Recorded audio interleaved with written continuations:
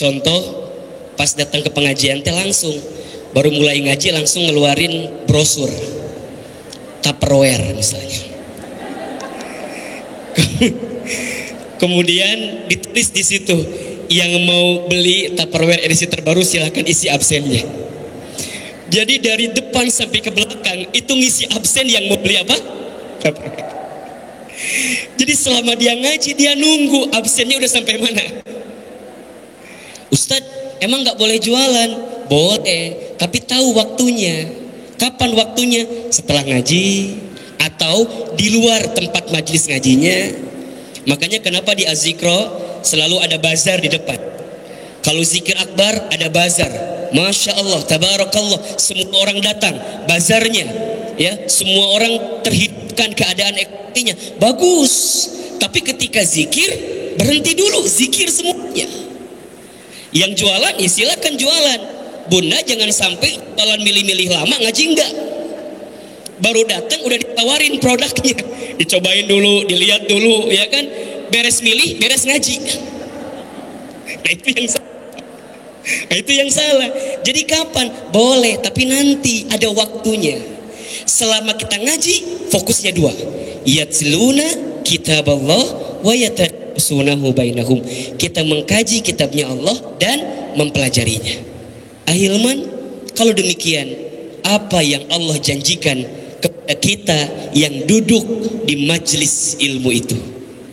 Ada 4. Pertama, nazalat alaihimus sakin.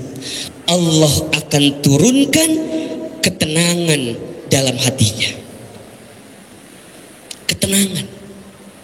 Bunda, bunda, bunda, bunda, pilih mana? Kaya gelisah, miskin tenang.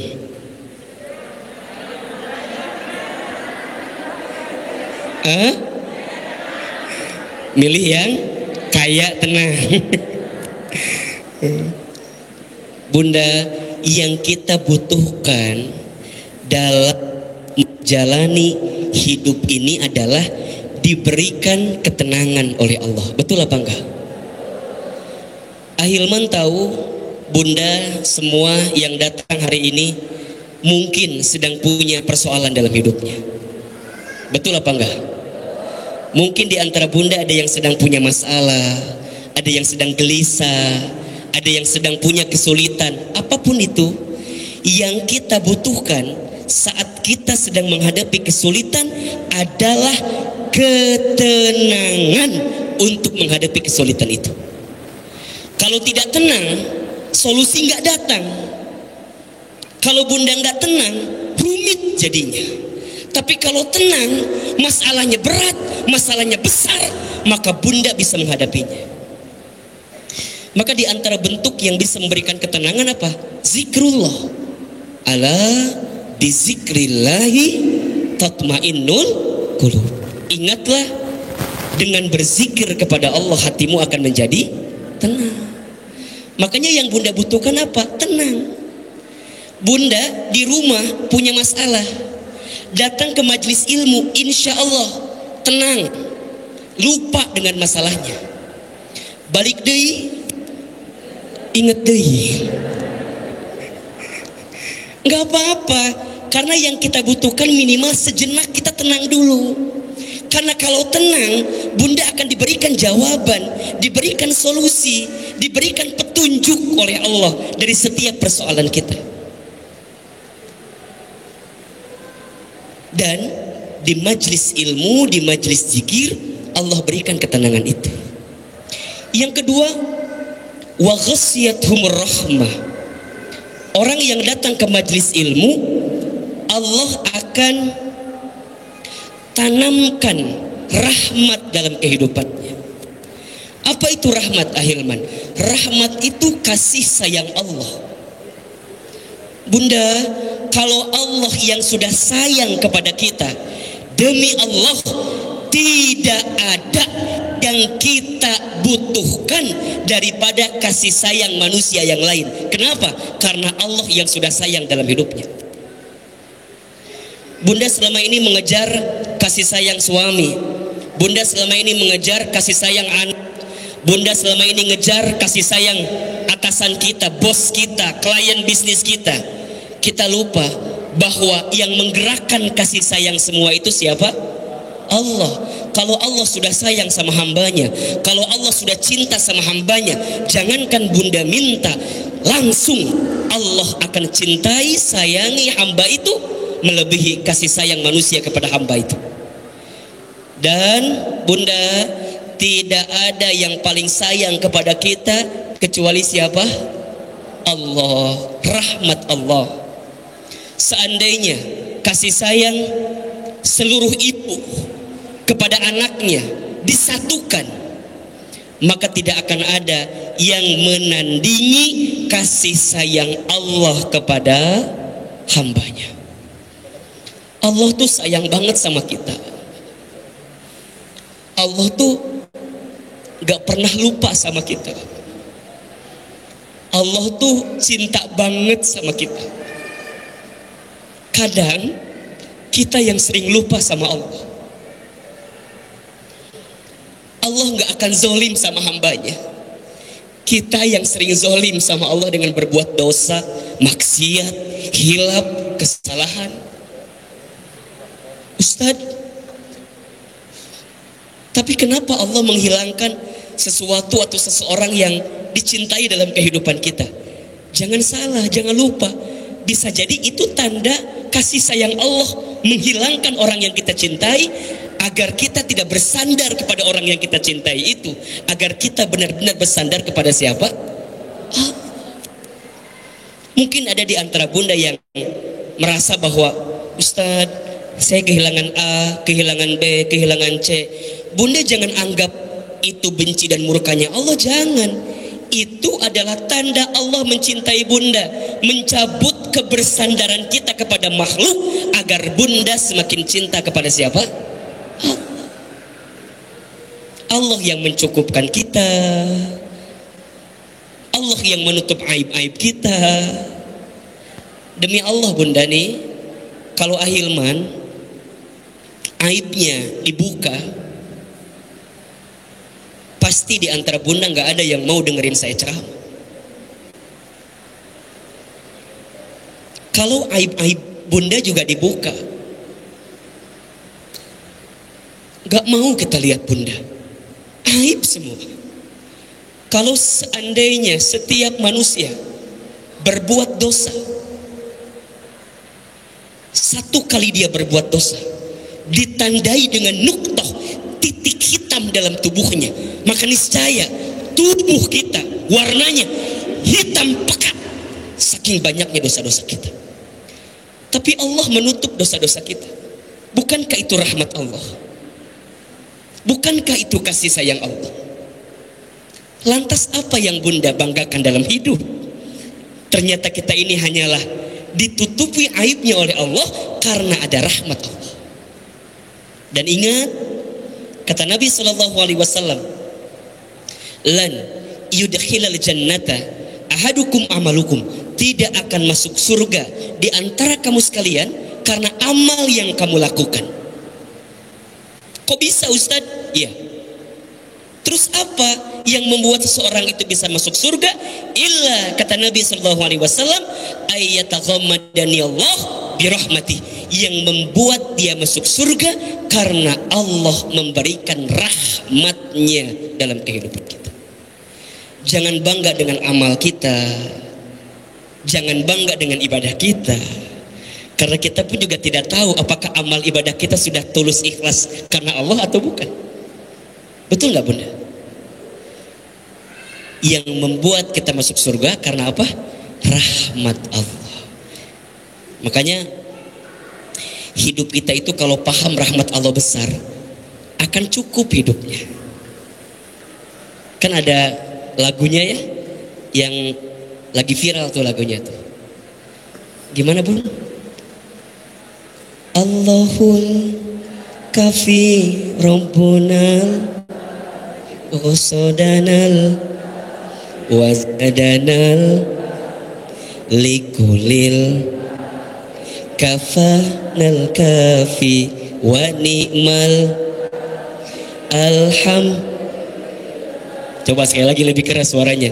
Allahul Rabbunal Qasadanal Wajadanal Likulil Kafanal Kafi Wa ni'mal Alham. Allahul Kafi, Allah yang maha mencukupkan. Rabbunal Kafi, Tuhan kami yang maha mencukupkan. Qasadanal Kafi, maksud kami hanya Engkau Al-Kafi yang maha mencukupkan. Wajadanal Kafi, hadirnya kami, adanya kami, karena Engkau Al-Kafi yang maha mencukupkan. Likulil Kafi, segala sesuatu untuk Engkau ya Allah yang maha mencukupkan. Kafanal Kafi, cukup Engkau ya Allah yang mencukupkan kami, Al-Kafi yang maha mencukupkan. Wa ni'mal Kafi, nikmat kami cukup ya Allah karena Engkau yang mencukupkan. Alhamdulillah, segala puji bagi Allah. Jadi Bunda, kalau Ahilman tanya pagi ini, tolong jawab yang kencang suaranya. Siapa yang melembutkan hati Bunda saat ini? Siapa yang meringankan Bunda datang ke tempat ini?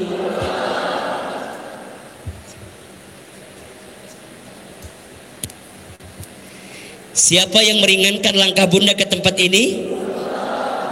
Siapa yang memudahkan urusan kita? Siapa yang akhirnya mengadakan kembali majelis seperti ini? Allah. Berbulan-bulan kita lockdown, berbulan-bulan kita terpisah, berbulan-bulan kita jauh. Kamis ini kita mulai lagi, kita awali lagi, kita start lagi. Yakin untuk Allah, karena Allah, dengan cara Allah. Walaupun Bunda harus agak sedikit berjaga jarak, harus menggunakan masker, harus mencuci tangan dengan sabun. Ini ikhtiar kita, dan kita percaya bahwa ikhtiar dunia jalan terus, tapi ikhtiar langit, berdoa, berzikir, bertawakal kepada Allah, itu harus tetap kita hadirkan di tengah kondisi seperti ini. Mudah-mudahan Bunda, mudah-mudahan semua yang hadir disehatkan oleh Allah Subhanahu wa taala. Ya. Yang ketiga, orang yang hadir di majlis ilmu, wa khaffathumul malaikah.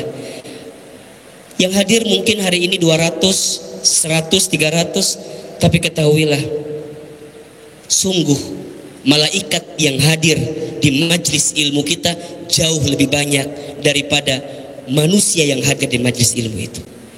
Bahkan mereka berdesak-desakan, mereka berhimpit-himpitan, wa khaffathumul malaikah, mencatat semua amal kebaikan. Sampai kemudian wa dzakarahumullahu fiman indah, Allah menyebutkan nama-nama orang yang hadir di majlis ilmu di depan makhluk yang Allah cintai lain. Nama-nama Bunda ini sedang disebutkan oleh Allah nama-namanya. Maka percayalah, kalau ada di antara Bunda yang satu saat nanti ditakdirkan oleh Allah untuk masuk surga, maka tolong ingat pertemuan ini, tolong ingat perjumpaan ini, tolong ingat majelis ini, bahwa kita pernah berkumpul bersama, pernah bertemu bersama. Dan kalau seandainya ada di antara kita yang ditakdirkan masuk surga, maka tolong ingatkan kita semua yang hadir pada kesempatan ini, agar kemudian kita bisa masuk ke dalam surga bersama-sama. Itu yang menguatkan Ahilman, menguatkan Bunda Eteng, pengurus Majelis Muslimah. Kenapa masih ingin terus khidmat ke Az-Zikroh? Kita ingat dengan guru kita, Murabbi Kiai Haji Muhammad Arifin Ilham. Beliau orang soleh, orang baik, banyak ilmu, banyak jasa, banyak kebaikan yang dihadirkan selama hidupnya kepada kita. Dan kita bersaksi bahwa kita adalah murid-muridnya. Kita bersaksi bahwa kita adalah orang yang pernah belajar kepada beliau. Dan hari ini beliau sudah berpisah dengan kita. Jasadnya berpisah, tapi hakikatnya tidak berpisah. Beliau tahu siapa yang khidmat, beliau tahu siapa yang terus ikut memakmurkan masjidnya, majelisnya, Dan sebagaimana janji kita bersama, dulu kita pernah bersama di dunia hilman, dulu kita pernah berkumpul di dunia hilman, dulu kita pernah bersahabat di dunia hilman. Kata Merapi, kita berjanji kita akan sama-sama lagi bertemu, bersama, berkumpul di surganya Allah Subhanahu wa ta'ala. Maka Bunda, ini pesan dari hati yang paling dalam. Tolong Bunda, sisipkan doa untuk Merobina tercinta, untuk Gurunda tercinta Kiai Haji Muhammad Arifin Ilham dalam setiap doa-doa Bunda, dalam setiap amal soleh Bunda. Mudah-mudahan ya, mudah-mudahan kita semua kelak dipertemukan kembali dengan beliau di surganya Allah insyaallah. Ala hadhihi niyah wa ala kulli niyatin sholihah. Al-Fatihah. Alhamdulillah. Iyyaka na'budu wa iyyaka nasta'in. Ihdinas siratal mustaqim.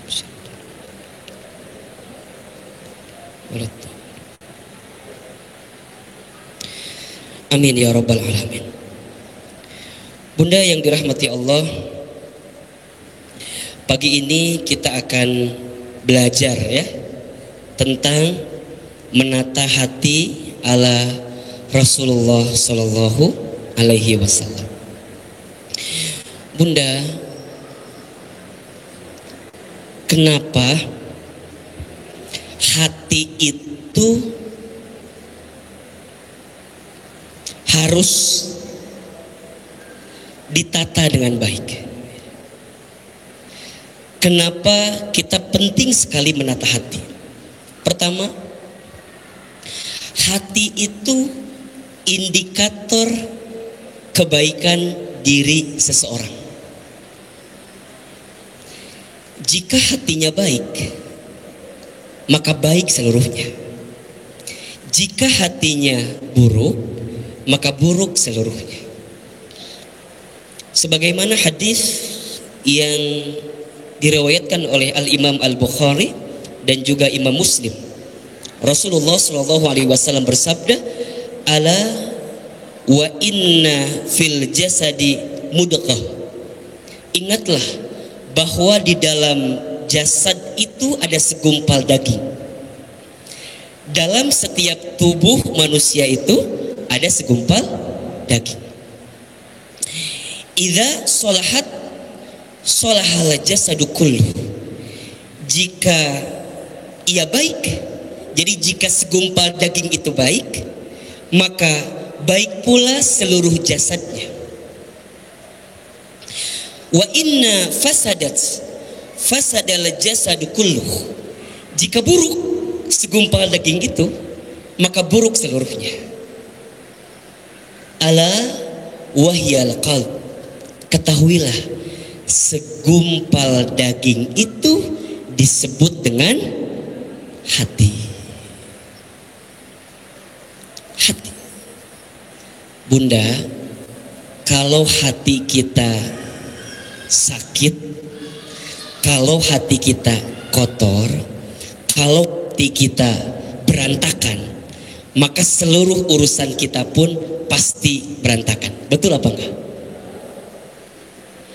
Bunda hatinya enggak senang, ketika ngomong pasti akan kelihatan kalau dia sedang tidak senang, karena hatinya merasa tidak senang. Ke wajah ngaruh nggak kalau hatinya kotor? Ngaruh. Bunda nyeri hati, ngadadak nyeri cangkeng. Betul nggak? Sakit hati tiba-tiba jadi demam, meriang, panas, sakit punggung, sakit pinggang. Padahal yang sakit apa? Hati, karena ngaruh seluruhnya. Bunda lagi nggak tenang, sholat khusyuk atau tidak? Enggak. Bunda lagi nggak tenang, mikirin suami, nggak tenang nih. Kira-kira kalau hati nggak tenang mikirin suami, bawaannya suuzon atau husnuzon? Suuzon. Ada orang nawar dagangan Bunda. Bunda lagi jualan, orang nawar ke dagangan Bunda. Tapi hati bunda kotor, hati bunda nggak senang. Kira-kira ketika ada yang nawar dagangan bunda, mikirnya positif atau negatif? Negatif. Si ibu mah moal meuli lah. Nawar hungkul, cuma nawar doang, cuma milih-milih doang, cuma ngeliat doang. Kenapa? Karena hatinya sudah kotor duluan. Betul apa enggak? Hati itu indikator kebaikan seseorang. Hatinya baik, maka baik seluruhnya. Hatinya busuk, maka busuk seluruhnya. Yang kedua, kenapa penting menata hati? Karena hati bersih itu adalah bekal untuk berjumpa dengan Allah. Jadi hati bersih itu bekal untuk berjumpa dengan Allah. Sebagaimana Allah Subhanahu wa taala berfirman di surat Asy-Syu'ara ayat 88 sampai 89. Surat apa? Asy-Syu'ara. Ayat berapa? 88 sampai 89. Ahilman, bagaimana ayatnya? Auzubillahi minasyaitonirrajim. Bismillahirrahmanirrahim. Kata Allah, yauma, yaitu ada satu hari, la yanfa'u, tidak akan bermanfaat, malun, harta, walad banun, dan tidak juga anak-anak, illa, kecuali man atallaha, orang-orang yang datang kepada Allah biqalbin salim, dengan hati yang bersih, dengan hati yang selamat. Jadi ternyata bunda yang dirahmati Allah, yang akan menjadi bekal terbaik untuk seseorang agar nanti bisa berjumpa dengan Allah adalah hati yang bersih, hati yang selamat. Bicara hati itu kan banyak jenisnya ya. Ada hati yang bersih, ada hati yang berpenyakit, termasuk ada hati yang kotor di situ. Yang ketiga ada hati yang mati. Ada qalbun salim, ada qalbun marid, ada qalbun mayyit. Hati yang bersih, hati yang berpenyakit, ada hati yang mati. Hati yang bersih yang mana Ahilman? Hati yang bersih yang setiap tindak tanduk langkah kehidupannya hanya disandarkan niat hatinya untuk Allah. Bersih. Termasuk hati yang bersih itu adalah hati yang tidak ada kebencian, kedengkian, iri hati, sombong, takabur, ujub, bangga diri. Semua penyakit hati hilang, hatinya bersih. Tapi ada orang yang hatinya berpenyakit. Siapa yang hatinya berpenyakit? Dia yang punya penyakit hati. Iri, dengki, sombong, sum'ah, riya, ya, semua penyakit hati. Dan hati-hati, mohon maaf bunda, di antara penyakit yang mungkin bisa hinggap kepada kita, orang yang sering hadir di majelis ilmu, orang yang ahli ibadah, adalah penyakit hati. Penyakit hati apa Ahilman? Penyakit hati riya. Ketika amalan kita ingin dilihat sama orang lain, sum'ah, ingin didengar sama orang lain, merasa diri paling benar, mudah menjudge orang lain, mudah menghina, mudah menyakiti. Hati-hati bunda. Kita hari ini menggunakan masker, iya,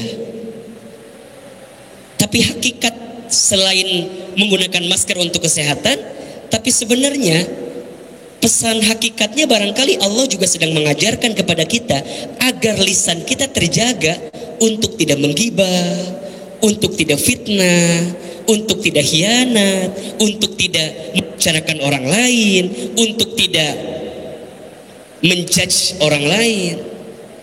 Jangan sampai maskernya dipakai tapi gibah jalan terus.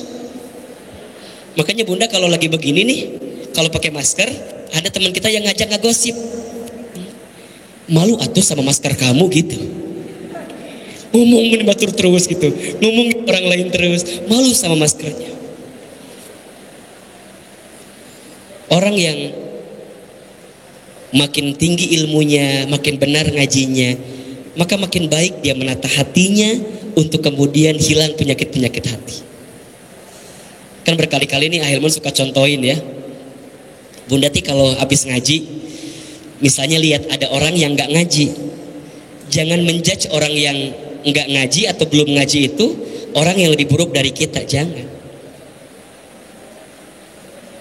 Ulah sampai misalnya begini, Bunda pulang ngaji ngobrol sama temennya, Ece, iya, kita mah alhamdulillah ya, kita mah ngaji ya, insya Allah kita mah ahli surga ya, kita mah calon bidadari surga, insya Allah ya. Terus Bunda teh lihat ada yang nggak ngaji, ada akhwat lain yang nggak ngaji, bahkan mungkin dia membuka auratnya misalnya. Bunda jangan bilang begini, tuh lihat ada akhwat di sana ibu-ibu nggak ngaji, mana buka aurat, dah kata aku mah dia mah ahli neraka dah.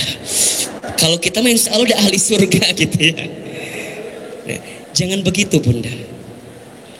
Makin benar ilmunya, makin baik ilmunya. Buah dari ilmu itu amal. Buah dari amal itu akhlakul karimah. Buah ilmu apa? Amal. Buah dari amal apa? Akhlak. Bunda habis belajar mendapatkan ilmu, iya. Setelah belajar mendapatkan ilmu, Bunda amalkan ilmu itu. Dan benar tidaknya kita beramal tergantung bagaimana akhlak yang kita hadirkan. Bunda rajin sholat, sholatnya baik, iya. Tapi dengan tetangga nggak rukun, nggak nyapa. Setiap lewat orang kenal dengan kita, nggak buka jendela misalnya.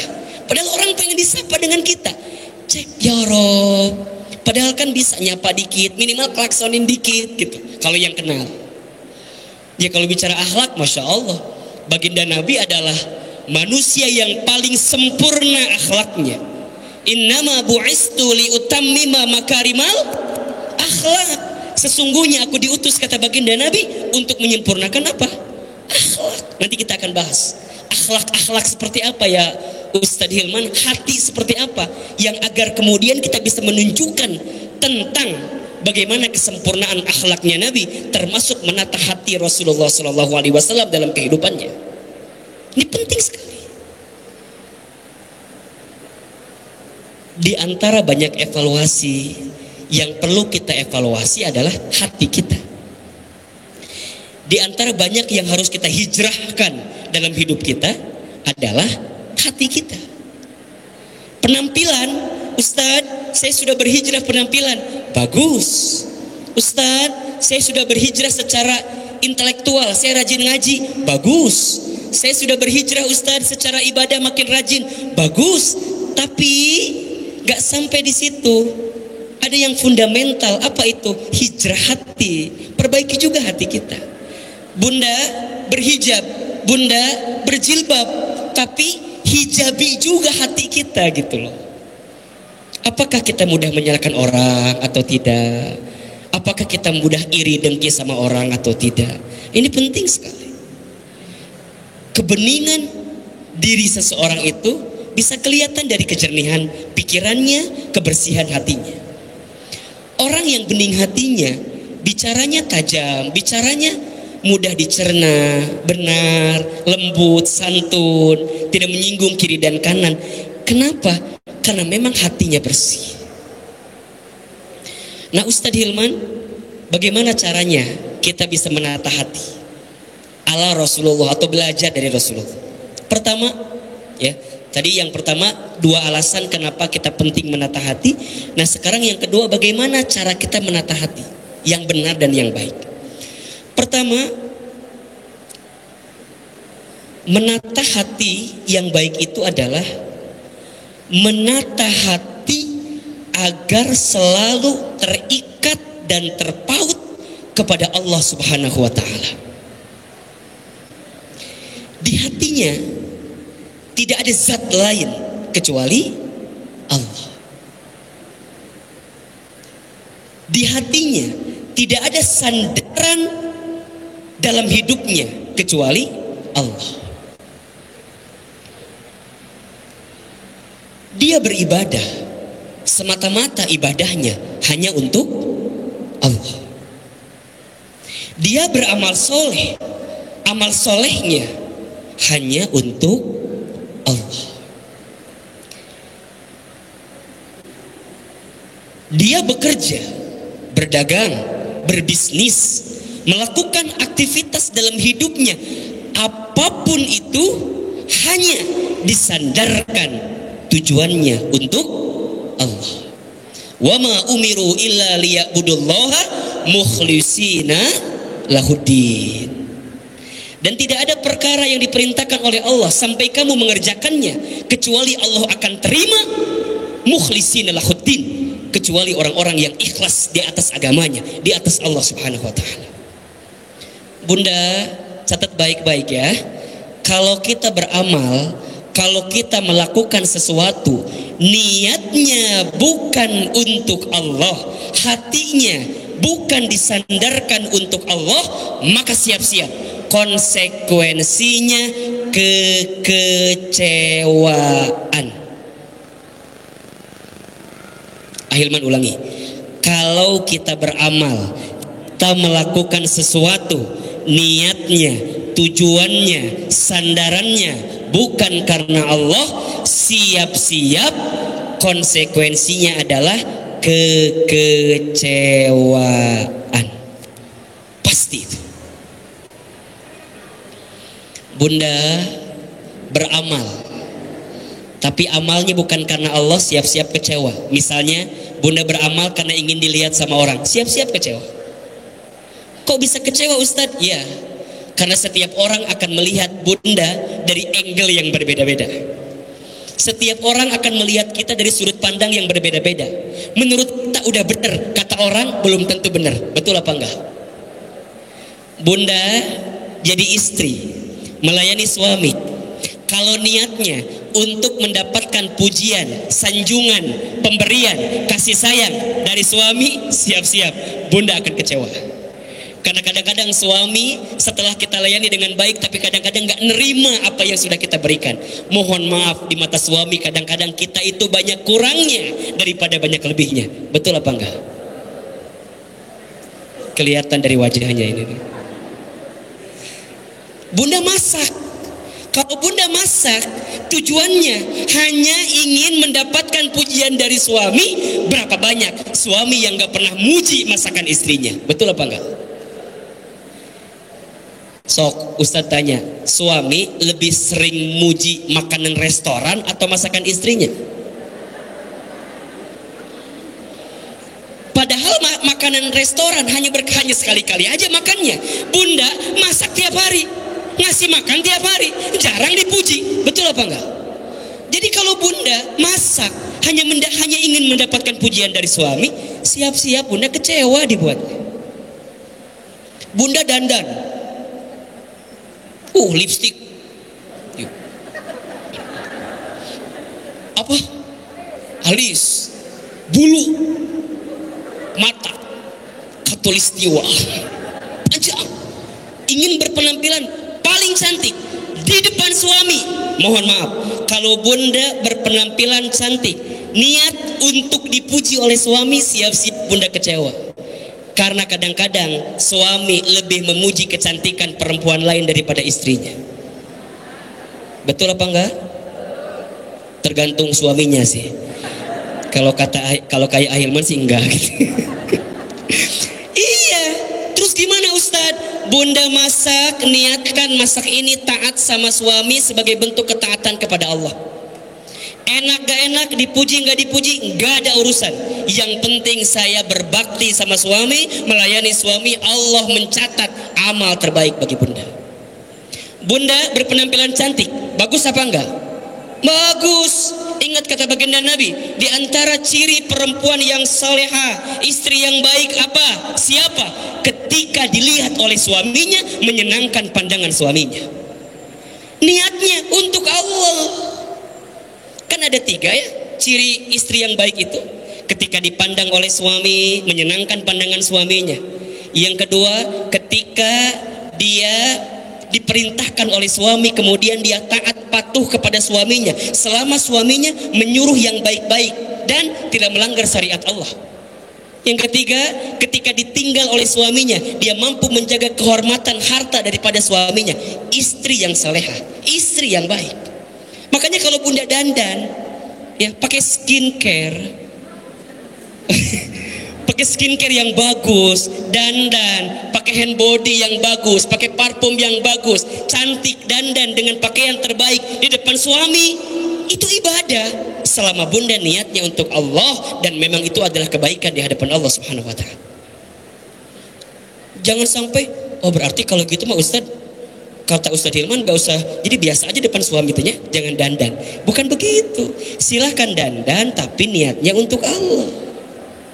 Agar ketika bunda tidak mendapatkan pujian dari suami, bunda tidak akan merasa patah hati, sakit hati.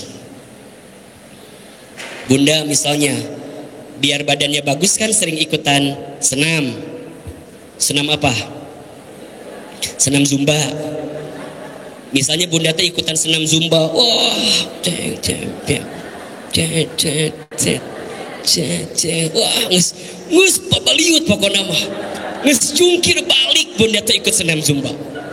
Senam zumba, keringetan, capek. Pokoknya mah udah, pokoknya mah kudu langsing pokoknya mah.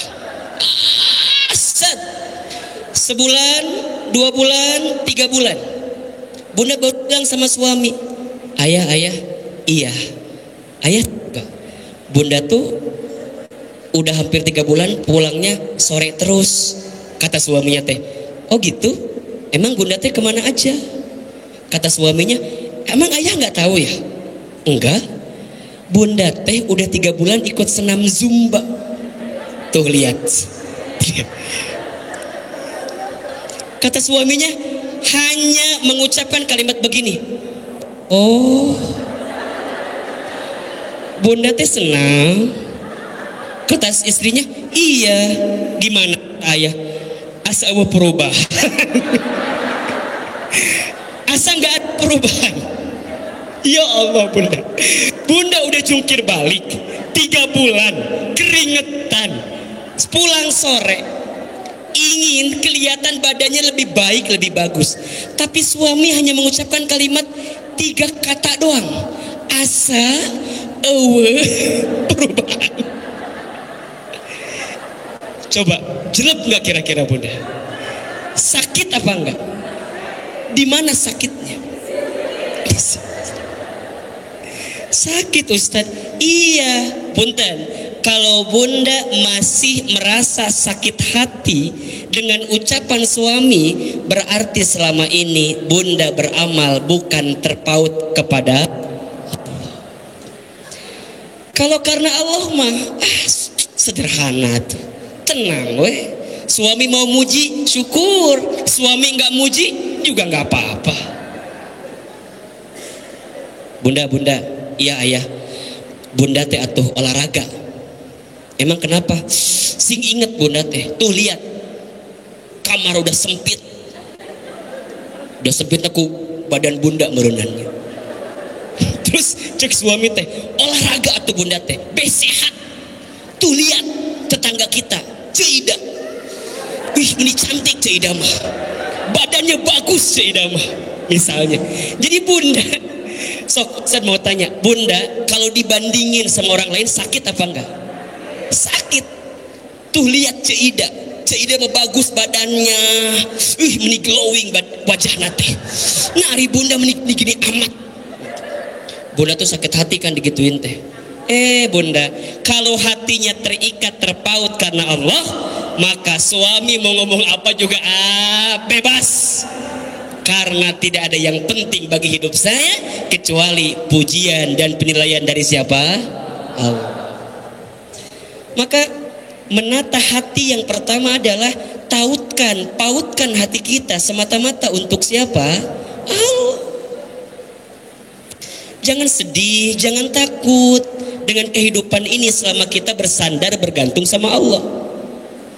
Satu kali ada kisah kan, bagaimana kisah baginda Muhammad SAW sedang bersama sahabatnya Abu Bakar As-Siddiq di sebuah gua Thur ketika itu.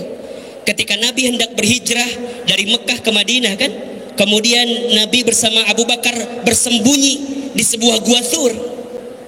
Apa kata Abu Bakar? Ya Rasulullah, tadi aku mendengar ada kafir Quraisy yang berbisik, katanya ada orang di gua Thur itu. Jangan-jangan kita ketahuan, kata Abu Bakar. Jangan-jangan nanti kita ketahuan, kata Abu Bakar. Apa kata Nabi? Wahai Abu Bakar, kalau sudah dua orang bersama dan bersamanya dalam kecintaan kepada Allah, maka ketahuilah yang ketiga adalah cintanya Allah. Apa kata Nabi? Ya Abu Bakrin, la tahzan, innallaha ma'ana. Jangan sedih, jangan takut, sesungguhnya Allah bersama dengan kita. Kalau sudah dengan Allah, kalau sudah ada Allah, apa yang kita takutkan? Berarti kalau kita masih takut, Bunda, kalau kita masih gelisah, kalau kita masih khawatir, coba tanyakan di hati kita, jangan-jangan Allah hilang di hati kita. Bunda, ada suami, tidak ada suami, yakin ada Allah. Betul apa enggak? Enggak ada yang kita takutkan. Yang kita takutkan adalah saat kita justru lupa dan jauh dari Allah. Suami mungkin mohon maaf, di tengah pandemi ini ada yang dirumahkan, ada yang di PHK, omset bisnisnya berkurang dan segala macam. Gelisah, iya Ustadz, gimana? Gimana cara biar gak gelisah? Kembalikan kepada Allah. Tidak mungkin Allah memberikan beban kepada hambanya kecuali Allah tahu hambanya itu mampu dan sanggup untuk bisa menerima beban itu. Az-Zikra, tidak ada murabi, Ustadz Arifin Ilham. Gelisah, aduh gimana nggak ada murabi lagi, gimana nggak udah Ustadz Arifin lagi dan segala macam. Gelisah yang berlebihan, seakan-akan kita menghilangkan Allah dalam kehidupan kita. La tahzan, innallaha ma'ana. Sesungguhnya Allah bersama kita. Yakin ada penerusnya dari murabi. Yakin ada yang menjaga zikirnya, majlisnya, taklimnya, pesantrennya, yayasannya. Hakul yakin Allah akan memilih siapa orang yang tepat untuk melanjutkan perjuangan beliau. Ustadz, nanti jadi sepi, nggak ada yang datang lagi. Hakul yakin ada Allah. Kalau kita percaya, kalau kita yakin ada Allah, maka Allah akan kirimkan bala tentara bantuan terbaik yang akan menolong setiap kesulitan kita. Hasbunallah wa ni'mal wakil, ni'mal maula wa ni'man. Bunda biasakan ya, mulai hari ini kalau ada apapun yang hinggap dalam kehidupan kita, katakan jangan takut, jangan khawatir, ada Allah. Suami di PHK, apa jawabannya? Jangan takut, jangan khawatir, ada Allah. Suami bisnis omsetnya menurun, apa jawabannya? Jangan takut, jangan khawatir, ada Allah.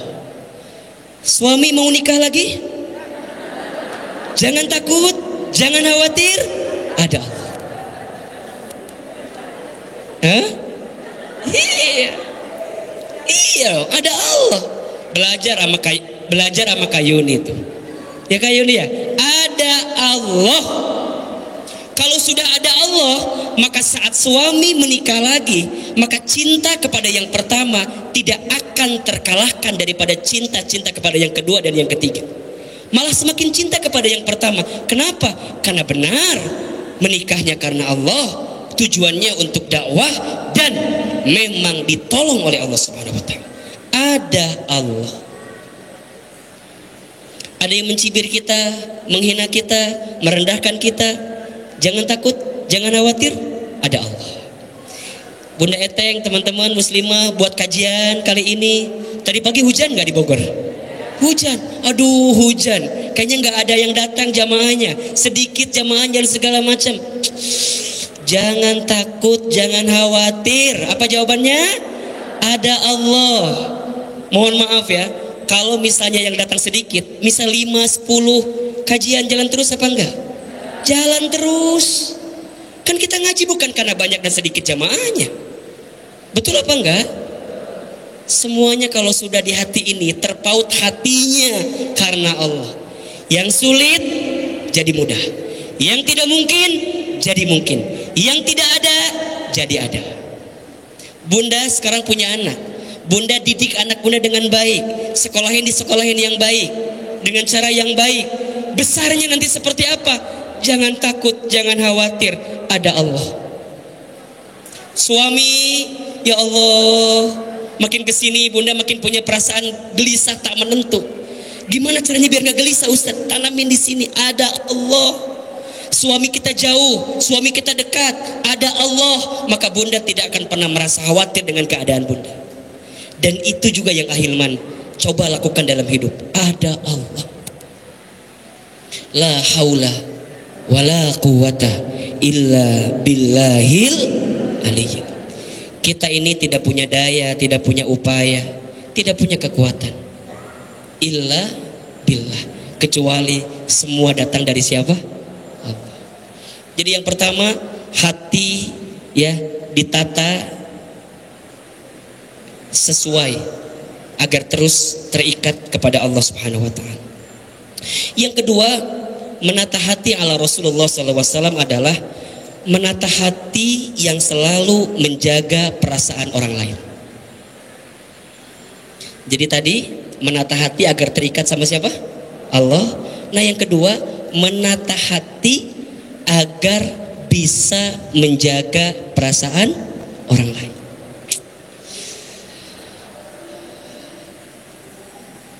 Bunda hati-hati dengan kesalahan kita kepada orang lain. Kenapa?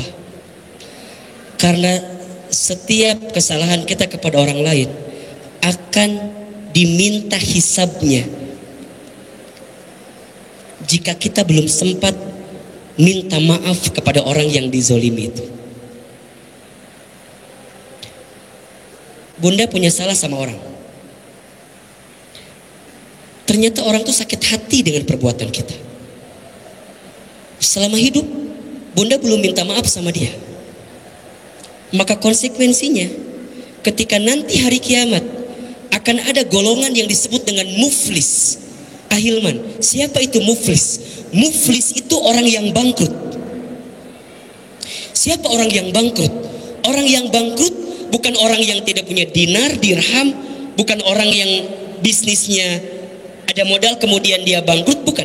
Orang yang bangkrut adalah orang yang ketika nanti hari kiamat dia membawa pahala sholatnya, membawa pahala baca Qur'annya, dia membawa pahala sedekahnya, dia membawa pahala amal kebaikannya, tapi di belakang dia ada orang yang ikut bersamanya kemudian melaporkan kepada Allah, ya Rabb, terima amal ibadah sholatnya, berikan pahala atas ngajinya, baca Qur'annya. Tapi kata dia, ya Allah, dulu saat hidup dia pernah menzolimiku, saat hidup dia pernah membuat hatiku sakit, saat hidup dia pernah mengambil hakku. Maka ya Allah, aku mohon berikan pahala kebaikannya dia untuk membalas sakit hati yang pernah aku rasakan. Kalau amalnya habis gimana? Maka dosa orang yang dizolimi itu akan ditanggung oleh yang berbuat zolim kepadanya. Muflis, orang yang bangkrut. Hati-hati makanya kalau kita punya salah sama orang, Bunda. Kalau kita salah sama orang dan kita belum sempat minta maaf sama orang itu. Ustadz, gimana kalau kita sudah minta maaf tapi orang itu belum maafin misalnya? Bukan urusan kita lagi. Yang penting kita sudah berusaha untuk meminta maaf kepadanya. Berarti nggak cukup kalau gitu, gimana? Kirim sesuatu, bahagiakan dia, berikan apa yang barangkali bahagia buat dia, agar kemudian kita bisa mendapatkan maaf terbaik dari dirinya. Rasulullah SAW adalah manusia yang sempurna akhlaknya, hatinya, menjaga perasaan orang lain. Siapa manusia yang paling lembut hatinya? Rasulullah. Siapa manusia yang paling pemaaf hatinya? Rasulullah. Siapa manusia yang paling santun, sopan dalam hidupnya? Rasulullah. Siapa manusia yang paling pintar menjaga perasaan? Rasulullah. Siapa manusia yang paling santun kepada tetangganya? Rasulullah. Siapakah manusia yang paling bijak menentukan hukum kepada umatnya? Rasulullah. Siapakah manusia yang paling hebat ngajarnya? Siapa yang paling hebat berdakwahnya? Siapa yang paling hebat menyampaikan pesan-pesannya? Rasulullah Muhammad sallallahu alaihi wasallam. Siapakah manusia saat menjadi suami yang paling baik sama istrinya? Rasulullah. Siapakah manusia yang saat jadi ayah maka menjadi ayah yang paling teladan kepada anak-anaknya? Rasulullah Muhammad sallallahu alaihi wasallam. Siapakah manusia yang saat memimpin menjadi pemimpin yang adil, pemimpin yang bijak, pemimpin yang baik, pemimpin yang teladan? Maka jawabannya adalah Rasulullah Muhammad sallallahu alaihi wasallam. Siapakah manusia yang saat berdagang, berbisnis, berusaha menjadi pebisnis yang hebat, menjadi pebisnis yang baik, yang tidak pernah menzolimi orang lain saat bisnisnya? Maka jawabannya adalah Rasulullah Muhammad sallallahu alaihi wasallam. Dan semua itu bermuara dari bersihnya hati baginda Muhammad sallallahu alaihi wasallam. Maka wajar kita menemukan satu keterangan dalam Al-Quran, surat Al-Ahzab ayat 21. Laqad kana lakum fi rasulillahi uswatun hasanah. Sungguh ada pada diri Rasulullah itu uswah hasanah, teladan yang baik. Ustadz, kenapa baginda Nabi disebut uswah hasanah? Karena semua jadi teladan, Bunda. Semua jadi teladan. Apa yang tidak jadi teladan dari diri Nabi? Tidurnya, bangun tidurnya, hidupnya, aktivitasnya, itu semua teladan yang baik. Sejak kecil jadi anak kecil yang baik. Jadi pemuda yang baik. Jadi suami yang baik. Jadi ayah yang baik. Jadi pebisnis yang baik. Jadi pemimpin yang baik. Itu tercermin pada sosok uswah hasanah baginda Nabi Muhammad sallallahu alaihi wasallam. Maka mohon maaf kalau ada di antara kita yang mengidolakan idola yang lain selain baginda Nabi Muhammad SAW, maka tolong mulai hari ini hapuskan idola itu dan jadikan idola dalam kehidupan kita adalah baginda Rasul, baginda Muhammad SAW. Ustadz, adakah contoh-contoh yang bisa kita pelajari dari bagaimana menata hati Rasulullah SAW itu, ala Rasulullah SAW itu? Saya ingin mengutip satu hadis lah. Ini hadisnya bagus sekali. Kata Rasulullah SAW, maukah kalian aku beritahukan 4 golongan yang tidak akan tersentuh api neraka? Berapa golongan, Bunda? 4 golongan yang tidak akan tersentuh dengan api neraka. Dan kita bisa belajar dari 4 golongan ini ya. Nanti apa contoh-contohnya? Kata para sahabat, bala ya Rasulullah, tentu ya Rasulullah. Siapa 4 golongan yang tidak akan tersentuh dengan api neraka itu? Pertama, kata Rasulullah, golongan yang tidak akan tersentuh api neraka adalah hayyin. Apa namanya? Hayyin. Tulis hayyin. Apa itu hayyin? Hayyin itu adalah orang yang tenang, teduh, menenangkan, meneduhkan. Orang yang tenang, menenangkan, teduh, meneduhkan.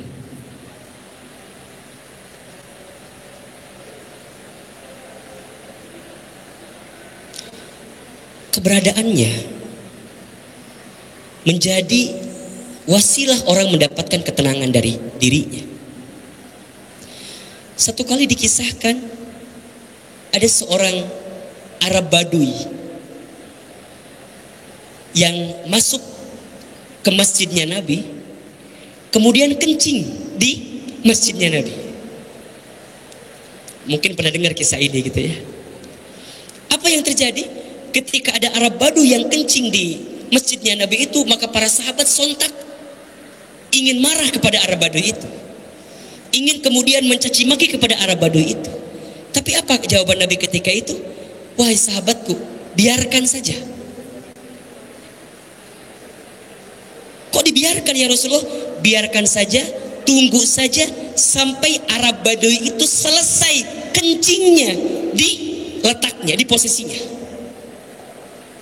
Setelah itu baru suruh dia keluar dan ambil air, baru kemudian bersihkan. Luar biasa. Kemudian sahabat bertanya kan, kenapa ya Rasulullah itu dibiarkan? Bisa jadi logikanya dua. Kalau dimarahi ketika Arab Badui itu kencing, maka akan berceceran ke tempat-tempat lain kan. Jadi biarkan aja dulu di satu titik. Atau yang kedua, karena bisa jadi mungkin tidak tahu Arab Badui itu dari tempat yang dia kencing itu.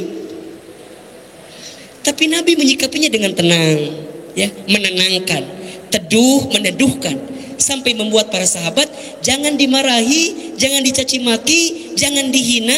Setelah dia beres, ambil air, kemudian bersihkan tempat tadi dia kencing di situ. Ya Allah ya Rabb, tenang, menenangkan. Rasul itu sosok pribadi yang tenang, menenangkan.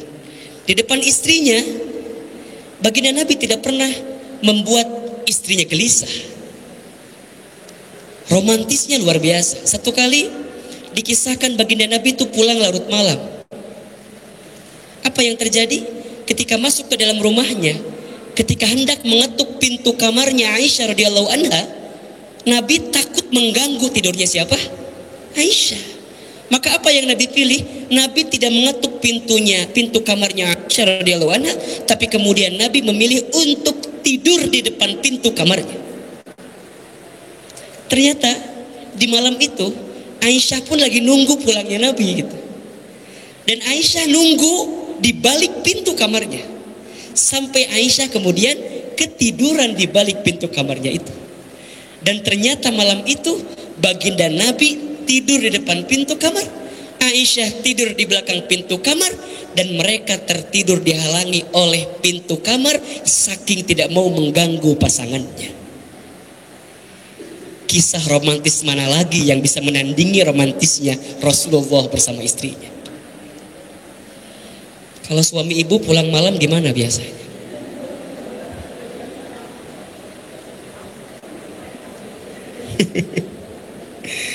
Ya Allah ya Rabb, tenang, menenangkan, ya.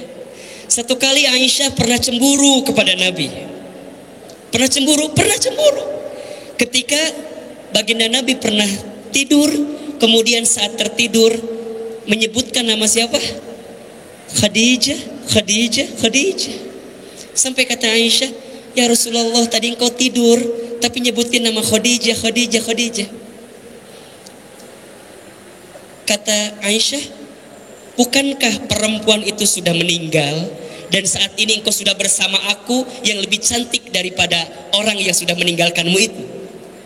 Jadi kecemburuan Aisyah kira-kira begitulah kalimatnya. Apa jawaban Nabi? Wahai Aisyah, jangan cemburu dengan keadaan itu. Karena memang Khadijah adalah orang yang pertama kali ada bersama hidupku, orang yang beriman kepadaku. Saat orang tidak membenarkan aku, maka Khadijah adalah orang yang membenarkanku. Di saat orang menjauhiku, Khadijah yang mendekatiku. Maka Khadijah ada di depanku dan bersama dengan diriku. Tapi ketahuilah bahwa engkau juga adalah orang yang paling aku cintai, kata Rasulullah SAW. Jadi mengobati kecemburuan Aisyah dengan menjelaskan siapa Khadijah, sekaligus memastikan kepada Aisyah bahwa Aisyah adalah istri yang Nabi juga cintai, agar Aisyah tidak berkelanjutan gelisahnya gitu. Tenang, menenangkan, lembut, melembutkan, teduh, meneduhkan. Itulah sosok bagaimana akhlak baginda Nabi dari hati yang paling dalam. Yang kedua, jadi golongan pertama tadi apa? Hayyin, orang yang tenang, menenangkan, ya, teduh, meneduhkan. Yang kedua, orang yang akan tidak tersentuh dari api neraka adalah layyin, orang yang lemah lembut. Lemah lembut apanya Ustadz? Lemah lembut perkataannya. Ketika dia bicara, bicaranya tidak mudah menyakiti hati orang lain. Rasulullah Shallallahu Alaihi Wasallam adalah manusia yang paling lembut dalam hidupnya. Saat jadi suami, baginda Nabi adalah yang paling lembut sama istrinya. Baginda Nabi selalu punya panggilan sayang bagi istrinya. Aisyah, apa panggilannya? Ya Humairah, wahai yang berpipi kemerah-merahan. Kadang dipanggil dengan ya Aish, ya Aishi, yang aku sayangi, yang aku cintai. Ya Humairah, yang berpipi kemerah-merahan. Ketika manggil sahabat, ya wahai sahabat-sahabatku. Ketika baginda Nabi sedang menyampaikan pesan kepada seseorang, maka tidak pernah disebutkan siapa orangnya. Nabi menyebutkan ada seseorang agar tidak menyinggung perasaan orang itu. Allahu Akbar walillahil hamd. Satu kali baginda Nabi pernah berdakwah, berangkat ke Taif ya. Ketika sampai di Taif, bukan mendapatkan sesuatu yang baik, tetapi malah mendapatkan sesuatu yang tidak baik. Dicaci maki, dihina, bahkan dilempari dengan batu, dan juga ada dilempari dengan kotoran. Kemudian ketika itu baginda Nabi kembali lagi ke kota Mekah. Sebelum kembali ke kota Mekah, ada satu tempat di mana baginda Nabi itu bersandar di tempat itu dan meminta kepada Allah, berbisik kepada Allah, ya Allah, sungguh berat dakwah ini, sungguh banyak tantangan dakwah ini. Kalaupun ini terjadi, barangkali karena ilmuku, imanku yang belum banyak, ya Allah. Tidak menyalahkan penduduk kota Taif. Sampai kata Allah, apa yang hendak kau minta? Apa yang hendak kau minta? Maka diturunkanlah malaikat Jibril. Sampai kata Jibril, ya Muhammad, di belakangmu ada 2 gunung.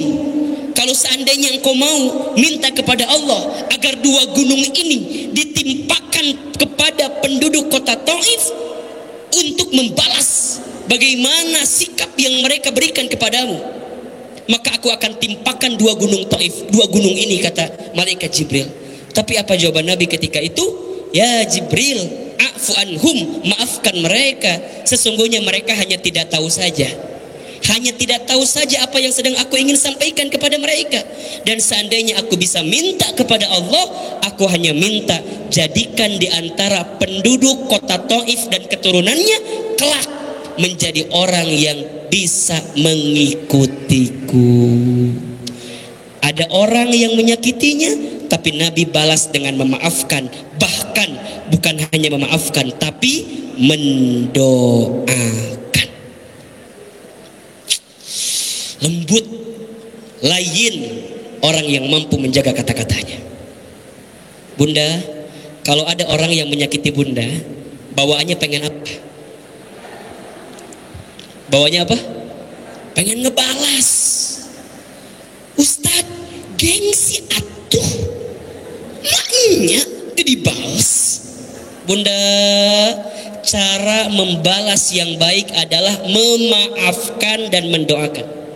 Kalau ada orang yang zolim sama kita, bunda balas kejoliman lagi. Apa bedanya bunda dengan orang yang menzolimi bunda? Suami bunda selingkuh, emang gue gak bisa? Gue juga bisa. Apa bedanya kalau begitu? Gimana caranya Ustadz? Kalau bunda tahu bagaimana keadaannya, sudah komunikasi, sudah bicarakan dengan cara yang baik, maafkan dan doakan. Itu adalah cara membalas terbaik. Tapi kan susah Ustadz. Gak bisa Ustadz. Pengen ngebalas aja Ustadz. Kalau bunda ingin mendapatkan balasan dari Allah, sekarang bunda pilih. Bunda mengharapkan balasan dari Allah, tidak. Kalau bunda mengedepankan balasan hawa nafsu karena diri bunda, berarti bunda hanya mengedepankan nikmat sesaat di dunia saja. Kan kita ini kadang-kadang puas kalau udah ngebalas orang, bener gak sih? Puas, ya sudah kebalas. Tapi ingat, saat bunda ngebalas, bunda kehilangan kesempatan mendapatkan balasan terbaik dari siapa? Allah. Bunda, Allah tuh gak pernah tidur. Allah tuh gak pernah khilaf sama kita. Allah tahu catatan kita. Allah tahu yang menyakiti kita. Allah tahu yang menzolimi kita. Allah tahu siapa yang barangkali mengkhianati kita, melukai kita. Biarkan Allah yang mencatatnya. Bunda sebagai manusia, balaslah dengan kelembutan, agar kemudian Allah yang memberikan terbaik dalam kehidupan kita. Lain. Ya. Mulai dari sekarang, bunda kalau bicara yang lembut, bicara yang baik, ya, bicara yang mampu membuat orang tidak merasa tersakiti. Makanya hati-hati dengan sosial media kita hari ini ya. Mudah sekali kita menulis, memposting sesuatu yang tanpa sadar bisa jadi yang kita posting itu menyakiti orang lain. Makanya ingat bunda, ada akhlak saat kita posting di sosial media, saat kita nge-share sesuatu di sosial media. Bagaimana adab akhlaknya Ahilman? Pertama, bunda cek kebenarannya, tabayun, benar atau tidak. Yang kedua, setelah bunda cek kebenarannya, bunda cek kira-kira kalau saya share ini, kalau saya posting ini bermanfaat gak bagi orang lain?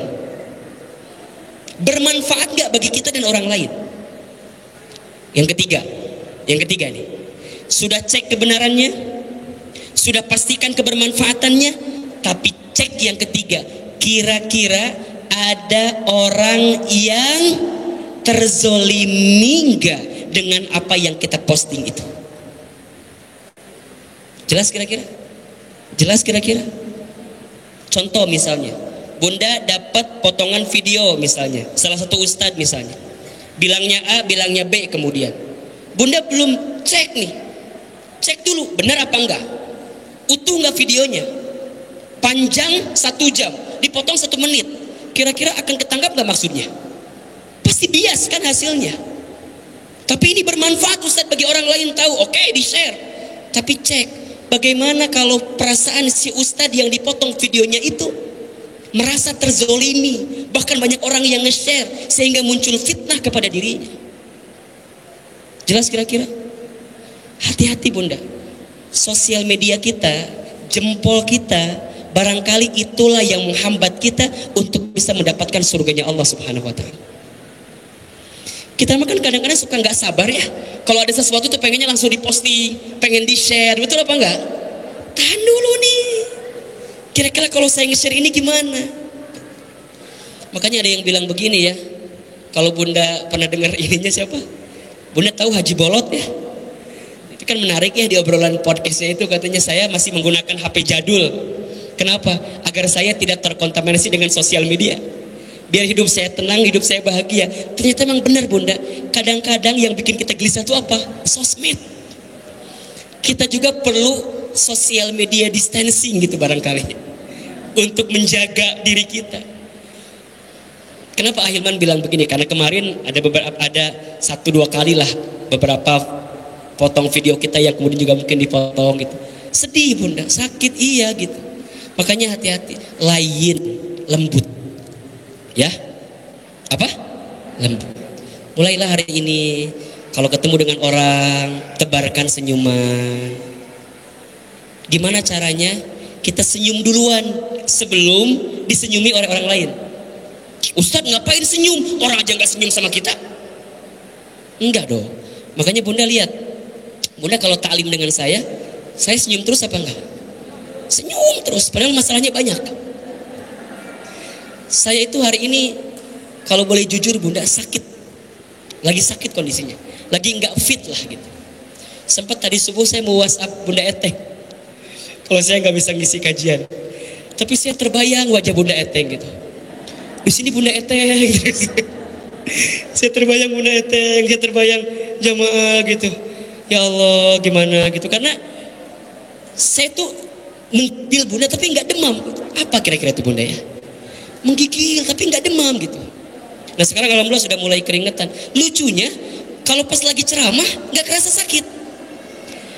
Habis ceramah baru kerasa. Apa kudu ceramah terus kali ya?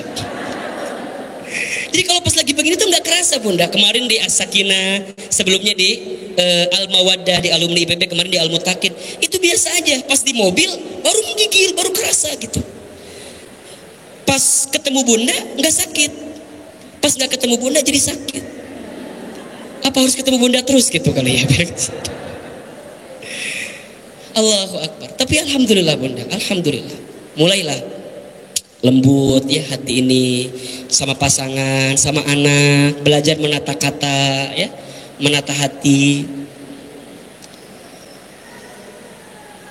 Kalau suami pika sebelen misalnya gitu ya, kalau suami itu menjengkelkan kita, ya pilihlah kata-kata yang baik. Ingat ya bunda, maksudnya baik tapi kata-katanya nggak baik, jadi nggak baik ujungnya. Maksudnya apa?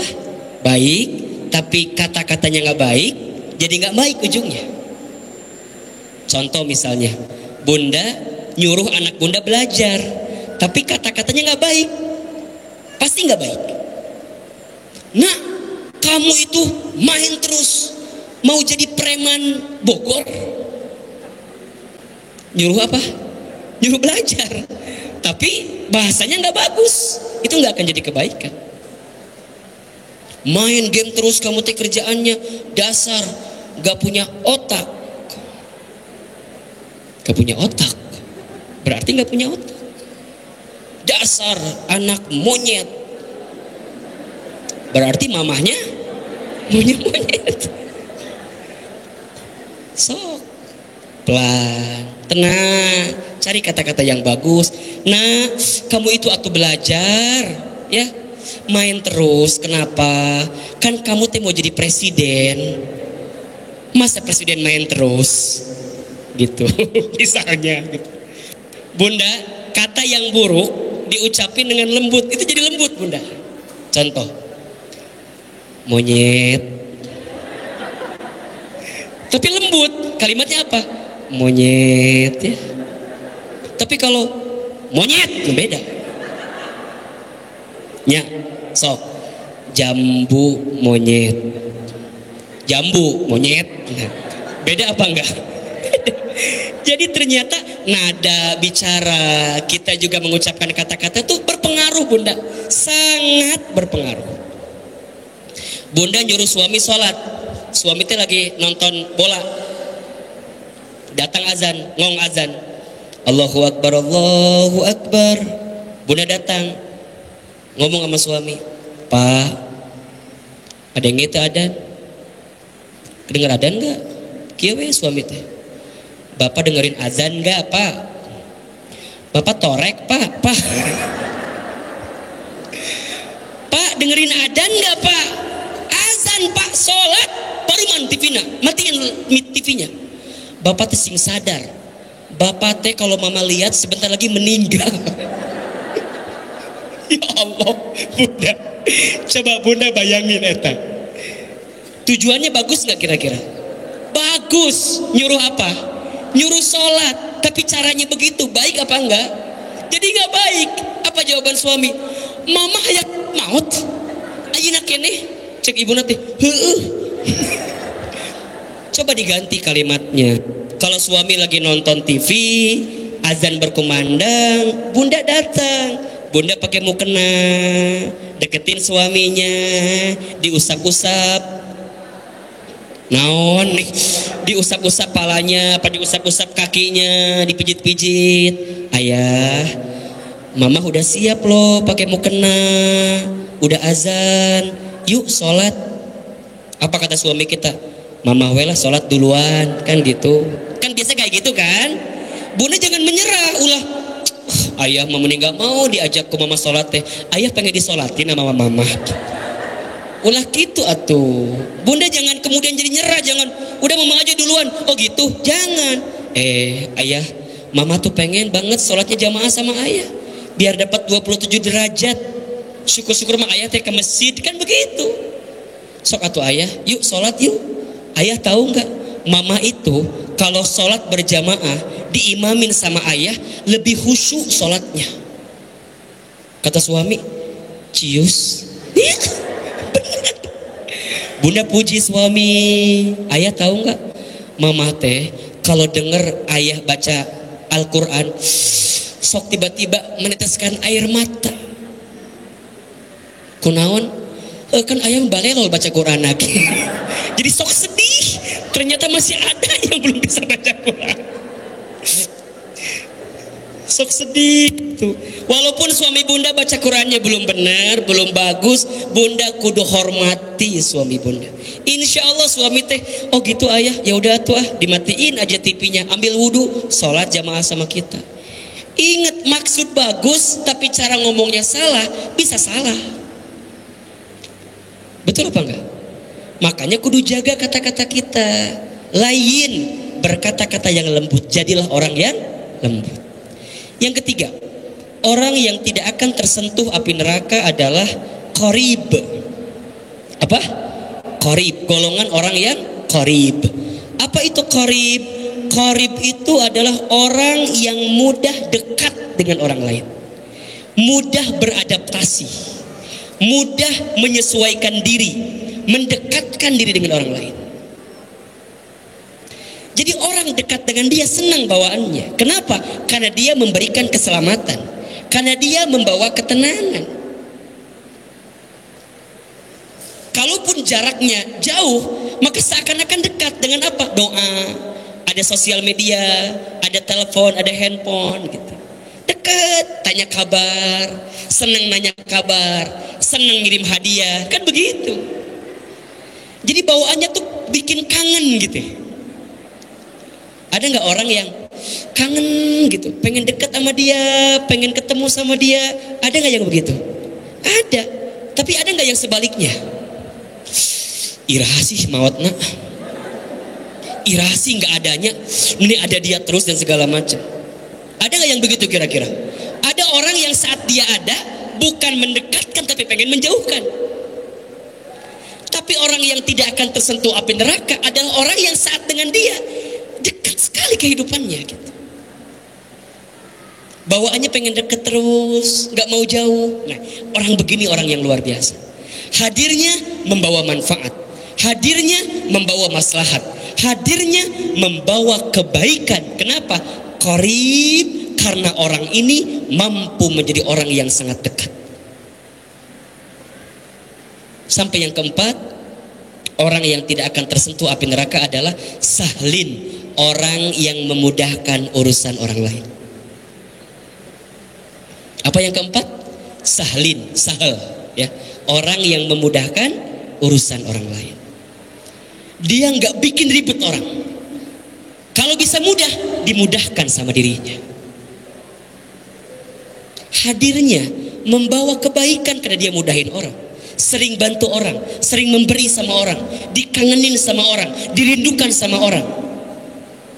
Saat dia bertetangga, dia menjadi tetangga yang baik karena memberikan kemudahan sama orang. Dia nggak mau bikin ribet orang. Kenapa? Karena orang ini adalah sahlin, orang yang memudahkan urusan orang lain. Hati-hati ya. Sekarang ada istilah begini, kalau bisa dipersulit ngapain? Dipermudah, kan suka ada bahasa begitu tuh. Nggak boleh. Kalau bunda, kalau kita ingin masuk kategori golongan yang tidak akan tersentuh api neraka, maka mudahkan urusan orang lain. Bunda kalau bisa bantu, bantu orang lain. Kalau bunda bisa memberikan pertolongan sama orang lain, kasih tolong orang lain. Kalau nggak bisa juga Ustadz, doakan. Sahlin, orang yang memudahkan urusan orang lain. Cek, evaluasi, kira-kira kehadiran kita saat ini lebih banyak membawa masalah atau solusi bagi orang lain. Ternyata kalau kehadiran kita masih jadi masalah bagi orang, jadi problem bagi orang, maka evaluasi dari mulai sekarang agar kita menjadi golongan yang tidak tersentuh api neraka. Ada berapa golongan tadi? Ada berapa golongan? Satu apa? hayyin. Apa itu hayyin? Orang yang tenang dan menenangkan. Yang kedua, layyin. Apa itu layyin? Orang yang lemah lembut, perkataannya, perbuatannya, perilakunya, akhlaknya. Yang ketiga, qarib. Apa itu qarib? Orang yang dekat, orang yang mendekatkan, orang yang mudah beradaptasi dengan orang lain. Yang keempat, sahlin, orang yang memudahkan urusan orang lain. Dan baginda Muhammad SAW masuk golongan empat ini. Beliau adalah orang yang hayyin, tenang, menenangkan. Baginda Muhammad adalah orang yang layyin, bicaranya lembut dan melembutkan. Beliau adalah orang yang qarib, orang yang dekat dan mendekatkan.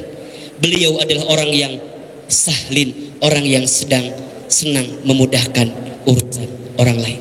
Mudah-mudahan dari sini kita bisa belajar menata hati ala Rasulullah. Menata hati yang pertama, mengikatkan hati kita dengan siapa? Allah. Dan yang kedua, menata hati dengan menjaga perasaan orang lain dengan empat golongan tadi: hayyin, layyin, qarib, sahlin. Mudah-mudahan bermanfaat.